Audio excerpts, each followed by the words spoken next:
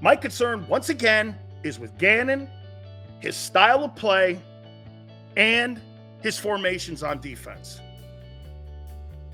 and his preparation.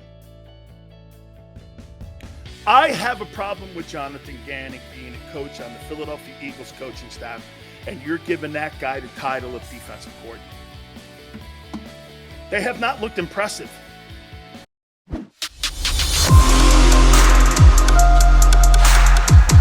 Just pull up a chair, put your phone somewhere, put us on a television set, your computer, anywhere you want to watch us and view us today. We are power packed once again, as we've been pretty much the last couple weeks getting ready for the upcoming NFL season. Please hit the like button. In hour number 3, we will have our friend from Outkick and a Pro Football Hall of Fame voter, Armando Salguero. He was at practice today. He covers the Miami Dolphins. We will talk with him and get his thoughts on today's interscrimmage practice with the Eagles and the Dolphins. That'll be in hour number 3 at 5:30 Eastern time. I was watching the guys on Sports Take, and I saw John McMullen, and they were talking about today's practice. Well, let me plug this into you. 98 degrees humidity and 100 degrees temperature, that's standard this time of the year. I played my college and pro football in this weather, and it's a thing. And the Eagles, they practice just as hard as the Miami Dolphins do, but they're not in the same environment as the Miami Dolphins are. That's why it's such a home field advantage early on in the season and late in the year when you play in South Florida. Why do you think the New England Patriots struggle every year with the Miami Dolphins when they have to go down to South Florida late in the year? It's the humidity. If your body is not conditioned to have played in that, you're going to struggle. And the Eagles struggled today. Not so much because of ability, but the environment got them. They're not training and stuff like this. Let me give you a little bit of a history lesson here. When Jimmy Johnson first got the job with the Dallas Cowboys, we used to practice at a place called Thousand Oaks in California.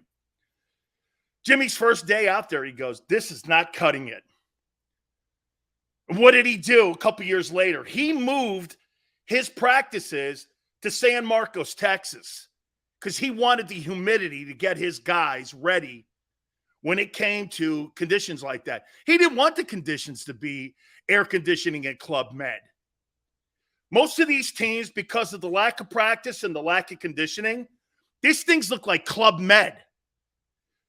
But when you practice in South Florida like that, you live in that environment, you practice that environment. We used to want to play teams like the Notre Dame Fighting Irish or Oklahoma or Nebraska, 1 o'clock November games, and we didn't want night games. We used to play those big teams 1 o'clock at the Orange Bowl. You should see how those guys look by the third quarter. Red-faced. Notre Dame guys are out of gas. They're in 3 feet of snowdrifts, and they come down to that humidity was such an advantage. So what happened to the Eagles today was their conditioning was exposed. From what I understand, the people that cover the Dolphins, I had a conversation today. 11-on-11, Dolphins ran them over. More so defensively, ran them over.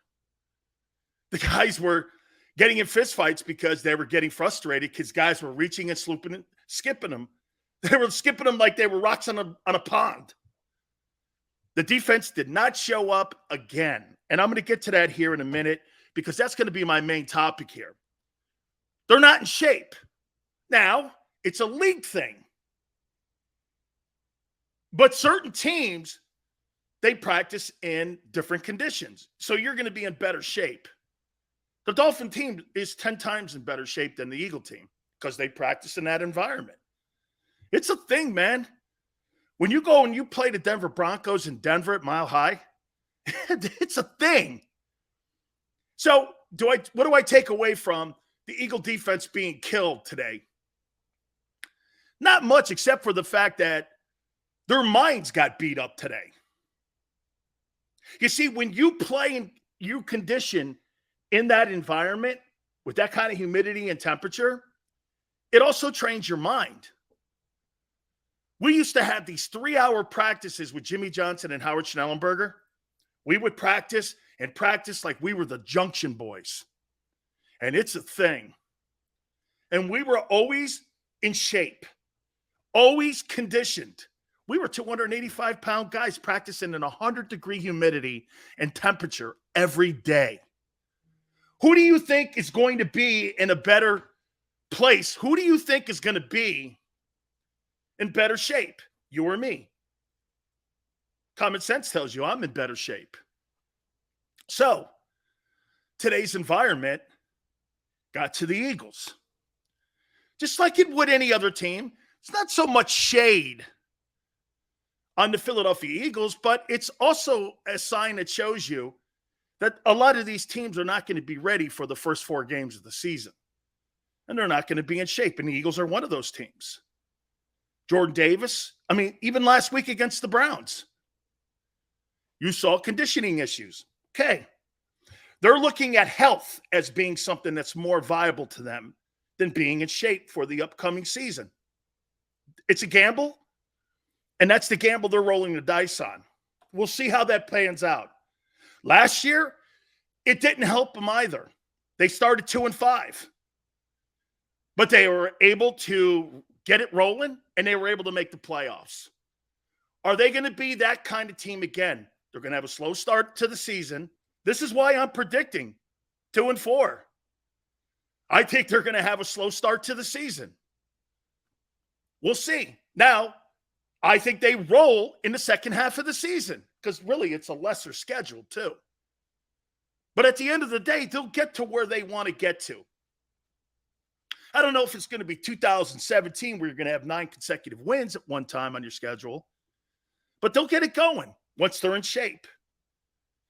Okay? Carson says, I blame the coaching. Of course you blame the coaching. The coaches right now, are you watching, by the way, Hard Knocks with Dan Campbell? Have you guys been watching that? Because that's the Eagles' first opponent. Man, I love that culture. I love how hard they're practicing. Man, they're full gear and they're going at it. Do you see what they did the other day? They had a non-coaches practice. The players put on a practice, full gear. Did you see that? They went out there and had a full practice without coaches. I was like, hey, man, that's accountability. I don't know what their record's going to be this year, but they sure like playing with each other. They sure like being in the same locker room with one another. I like that Lions team, man. I think Dan Campbell's turning that thing around. Like I said, I don't know what that means, turning it around. But I see some of the same signs that I saw with Brian Flores down in Miami when he was turning that thing around as I do in Detroit with Dan Campbell. I think Chris Spielman and those guys are doing a fine job up there, man. Okay? Okay, Anthony. We'll see. You were 2-5 last year. Once again, here's another guy talking about something that has not happened yet. It's a prediction. You think I'm crazy? Facts are you were 2-5 last year.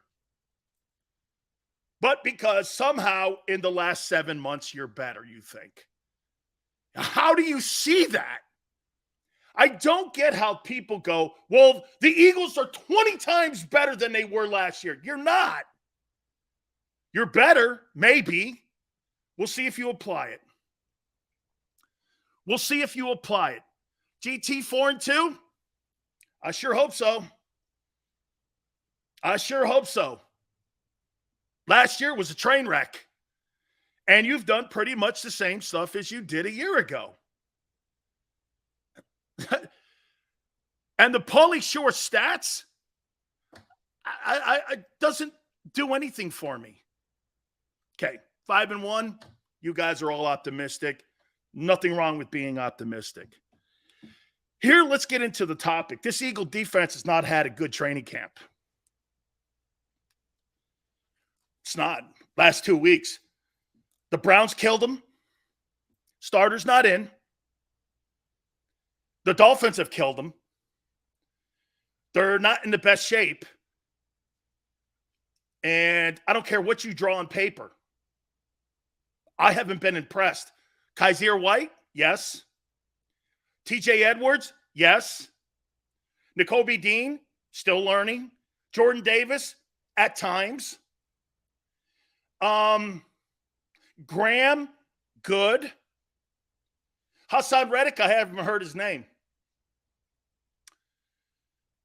Darius Slay was annihilated today by Tyreek Hill. Now he's got an injury, I guess. So I'm not really seeing anything where I've been impressed with the Eagle defense. And if you're going to try to revamp that entire offense and you're going to try to throw the ball down the field, you got to have a defense that doesn't give up 17-play drives or 14-play drives. You got to have a bunch of 3-and-outs right away because your offense is going to have 3-and-outs. That's if you throw it. Now, if you start games out like Gardner Minshew did and you have that great balance of running and throwing, the Eagles are going to be fine. My concern, once again, is with Gannon, his style of play, and his formations on defense. And his preparation. I have a problem with Jonathan Gannon being a coach on the Philadelphia Eagles coaching staff, and you're giving that guy the title of defensive coordinator. They have not looked impressive. They have not looked impressive. Davis will be fine. A lot of overreaction. Overreaction is one play or one game, not 2.5 weeks.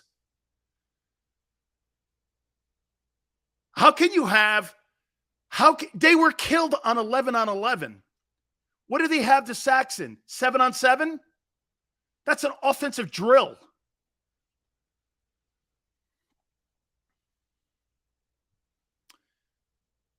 Sills, at the head of the prison table, barking at the room. Who's the loudest? Okay, whatever. This is going to be interesting to watch the Eagle defense this year. Okay? I'm not impressed. I have not been impressed at all in the exhibition season. Now it's exhibition. Let's see what happens in week 1. Why? You have? Who's impressed you the most? Jordan looks great at particular times. Then when he has to play a couple extra plays, he's out of gas. I haven't seen a lot of Fletcher, which is okay. I haven't seen Hardgrave at all. Ramon, I think they should have made a change at defensive coordinator in the offseason. But somehow Jonathan Gannon got coaching interviews, which is incredible because I don't know what he did to deserve that. I mean, how that guy got coaching interviews. Yeah, Xander's right. Good agent. And by the way, Gannon is probably, I guarantee you this, Jonathan Gannon probably does make a good head football coach. Watch. Because he's not really that great of a defensive coordinator. He'll probably turn out to be Bill Belichick. Watch this.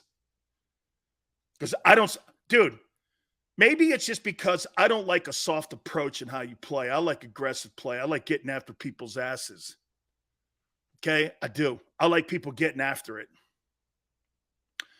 Kaiser White's been outstanding. He's been outstanding. Kevin says that Gannon gets intimidated by good quarterbacks and great receivers. Well, Tyreek Hill was running all over the place today, from what I understand from the Miami reporters. And we'll have one of those on in hour number 3, talking about today's practice. Hopefully it'll be better tomorrow. Again, not weighing too much into it, but we're starting to see a trend here. Bend but don't break. You can't play like that against Aaron Rodgers. Bend but don't break.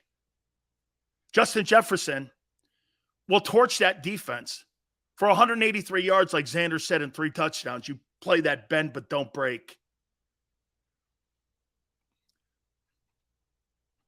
Ramon says Jonathan Gannon is the least creative defensive coordinator. Now, again, listen, let's be candid here. Okay? Yeah. Forget, again, like Xander just said, forget about Rodgers. You can't have that happen and let Tua just torch your ass that way. Now, look, you don't want to put too much on film. I get it. Because you don't want to put a trend chart together for the Lions to see how you're going to situationally play call yourself on defense. Totally not impressed with this coaching staff on defense. I am not impressed. Okay? Kayvon says this. We got to chill. It's just practice. Dude, if you're being put on tape, it's not just practice. People are fighting for jobs. See, there's a little different here. You think people can do layups and you could just turn it on? You're not that team. You're not a team that has no flaws. Like, you're a team that has flaws. Your safeties suck. Your special team sucks. Your quarterback is suspect. Your coaching staff is the biggest question mark.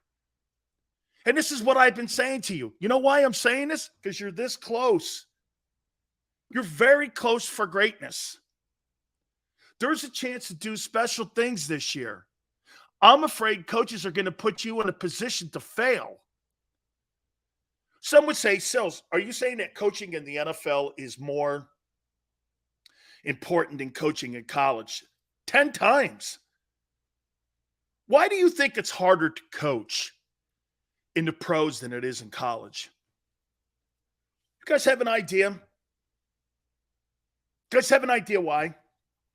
Well, first and foremost, once the owner starts paying them, you got to play them and coach them. You don't have 85. Chip Kelly found this out. You don't have 85 to 100 guys on scholarship where you have first rounders 5 deep. You don't have that. You got a salary cap you got to budge. You got to make sure you're budgeting that cap. That's why half the league is undrafted players. You know that? Late round and undrafted. Half the league. Because you got to balance your cap. You need players like that. That's why not everybody or everyone would be a first rounder. You don't have that because you can't afford them. It's a different world in the NFL. And take a look at Sean McVay. Jared Goff sucked out loud. I thought he'd never step on an NFL field ever. He was terrible. McVay gets there, turns that guy's career around. They go to a Super Bowl, and they lose by a couple points to the Patriots. Coaching. Look at Trevor Lawrence already. Doug Peterson. Coaching. It matters more in the NFL. Okay? Tampa 2 coverage. Certain types of players, i.e. Randy safeties, fast reacting linebackers, corners, hold up. I don't know what that means. Dude, I like Kane too, Jesse. I like Kane too. In my opinion, he deserves to be on that football team. I'm worried about Gannon, but I know it's difficult to judge a team here. Here's what I'm gauging, and here's how I'm evaluating and why I'm being critical of Jonathan Gannon. 1, it's a fundamental mentality. 2, they're not in shape. 3, I don't see a sense of urgency in setting. The Browns blew them off the ball. And I made the point to you. Some would go, well, Sills, the starters didn't start. Well, then how does Jeff Stoutland have his number 2s looking like the 1s? That showed me the difference in coaching on the Eagles staff from Jeff Stoutland to Jonathan Gannon. Jonathan Gannon's guys were not ready to play, and they weren't ready to play today, and the elements got them. Jeff Stoutland 14-play drives, 17-play drives, owning the Cleveland Browns. Gannon's guys couldn't set the edge. What did they get out wide? 10 times in that game? From what I'm understanding, they were running at will again against them today. Okay?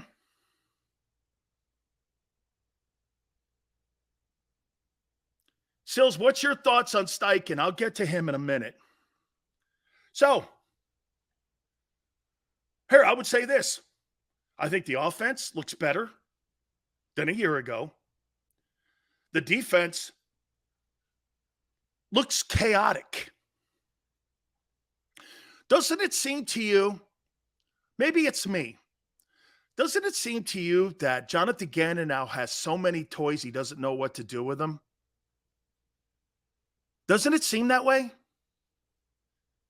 Last year, at least it was simple. This year, it's like, what's the excuse going to be this year? Well, he just didn't really know where to play everyone. That's called creativity. When you have a bad defense, you do certain things to compensate for your deficiencies. That's what great coaches do. Last year, Shane Steichen, what did he do? He knew Jalen couldn't throw the ball to receivers and find the open guy. So they took the ball out of his hands. And the same way that Kevin Stefanski took the ball out of the hands of Baker Mayfield, that's why they moved on from Mayfield. They ran the ball. Now, when Chubb and Hunt got hurt in the second half of the Browns season, their season was over because they were one-dimensional. That's why the run by committee with the Eagles is a little better because you're not just leaning on two guys. You got a committee of backs with that fabulous O-line. Cleveland's got a good O-line too. But the difference in the season last year, there were two different systems set up offensively. At the 2-5 start, it was Nick Sirianni play calling. Then Shane Steichen got to play calling, and they ran the ball. Wasn't Jalen Hurts when Jalen Hurts was the caboose in last year's team getting to the playoffs. He was the caboose. He didn't pull that team to the playoffs. The offensive line and the running attack did. Wasn't your 27th passing attack that did. It was the running attack. So Shane Steichen, he saw that. That's smart. That's good. He adapted. He knew he had an inefficient quarterback. They had to do something that was to their strength. They ran the ball. Now, this offseason, they've improved the passing game. You see, this is the literal truth.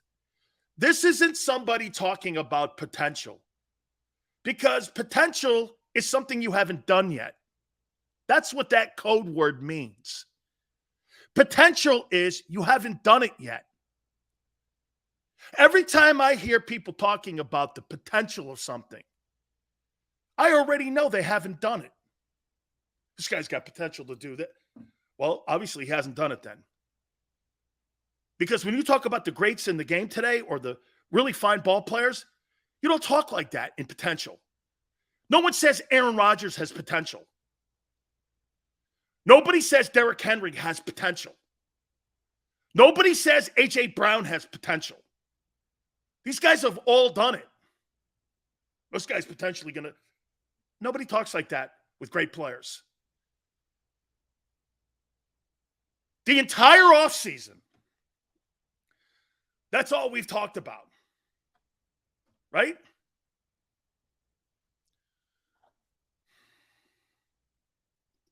I think he's had 1,000 yards once, Xander. I think in Tennessee, A.J. Brown's had 1,000 yards. I think once, maybe twice. He's averaged 998. Okay? Yeah. A.J. Brown probably did. A.J. Brown and Devonta Smith, if you were going to compare their seasons, yeah, Xander. He was just as productive as AJ. Yeah. Devonta Smith, a guy who's making $900,000 this year on a rookie contract, pretty much had the same year a guy making $25 million had last year. With due respect, I got to read this one. I'd like to see you get Gannon on here and address his soft mentality man-to-man. The Philadelphia Eagle PR department would never allow that. They don't like their coaches questioned. It's like the White House. They don't like Joe Biden questioned, and they don't like any of their coaches questioned. So you got to remember that. Nobody's putting anybody on asking a question of, hey, why do you play that style of defense?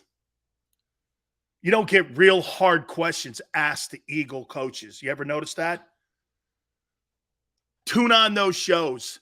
This is where Lane Johnson on our postgame show, see what the Krauses did and JAKIB Sports. They got a guy who's not going to give you any shit talk. He's going to lay it on the line and tell you what happened and what didn't happen. That's why that show is going to be must watch. Okay? You're not going to have to do this to Lane Johnson on a postgame show with everyone that we have with Mike and all the guys. You know why? He's going to offer it up. We sucked. We great. We were awesome. We got to be better. That's what's going to be the difference in your market. Listening to Lane Johnson. Hey, Jess, I love this kid, Cam Jurgens. I just love it. Oscar, Brown missed 4 games, though, Sills. Yeah. Well, that's not on Devonta Smith. Availability and durability is also part of it.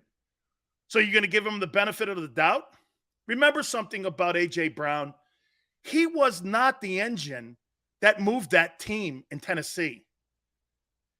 Everyone keeps thinking that the Titans are going to suffer because of the loss of A.J. Brown. He was the third guy in the wheel there. It was Derrick Henry, the quarterback, and then the passing game. Dude, he never had over 1,100 yards. He's never had over 70 catches. That team is run by that movable refrigerator known as Derrick Henry in a running game, not a passing game. That team is built on physicality at the point of attack. A.J. Brown lost to the Titans. I don't know. What you don't want to have is you don't want to have Derrick Henry. I don't know. They still ended up being a number 1 seed in the AFC last year. Name, that's a great comment. Name says, Sills, what's your style of offense look like numbers-wise? I'd like to have 60-40 pass, and I'd like to have that 40% of the running attack to be over 4.5 yards per carry. I'd like to have my passing attack at around between 6.5 to 7.5 yards per attempt. I'd like it to be in that range. See, if you notice what I just did, I didn't put numbers on it because you never know what is going to be needed in a particular game because every week is different because of matchups. If I feel that my offense is getting over 4.5 yards a carry, whether that's 17 carries still keeps the defense at bay with play action, if you still do that, okay, you're going to be effective running the ball, and you're going to be effective on play action, keeping the defensive linebackers at bay, still having to respect the run. I'd like to see it around 60-40, but the Eagles can't do that right now. You can't put the ball in the hands of Jalen Hurts this year for 60% of the plays on the field when it comes to the passing game. You can't do that. Last year, it was reversed with the running. The Eagles made the playoffs because Jalen Hurts' his legs, not his arm. Everyone knows that. That's a fact. Okay? That's a fact. Dell says, Hurts had 700 yards rushing, Mr. Sills. He was a big part, of the running attack. Once again, you didn't hear me. He did not throw that team to the playoffs. He did not. He was their running attack. What you basically had was a quarterback playing running or a running back playing quarterback last year. Very few, Jeremiah, very few quarterbacks average 10 yards a throw. Very few. 55-45 passing. I think that's what they're going to try to do in Philly, though. For the Eagles, that would be ideal. Yeah, I agree. So Sills is relying on the run and an extension of the run in the yak. Technically, Hurts threw us out of the playoffs completely. You were when you had to throw the ball after the Bucs shut down the run in that playoff game. The only thing that was close was the coin toss. When the Bucs and Via Veda shut down the run, it was a joke. You don't have that running attack without Hurts. Agreed. I thought we were trying to improve the passing attack. You're never going to be an elite team if you're not balanced. They were an unbalanced team last year. Completely unbalanced. And by the way, I have no idea how we slid from the defensive side of the ball not having a good offseason here to where we've gone over to Jalen Hurts now. Okay? I don't know how. I don't really think Jalen has played that bad in the exhibition season. I think he's done everything to get himself ready for this upcoming season. I'm talking about this chaotic look on defense. Jalen Hurts, in my opinion, is ready for the 2022 season to see if he's the guy. And by the way, I got a topic on that. Okay? He's done everything to prepare himself. But don't talk to me about potential that you think he has. Potential is something he hasn't done then. Potential is the most overrated word used in professional sports because it means it hasn't happened yet.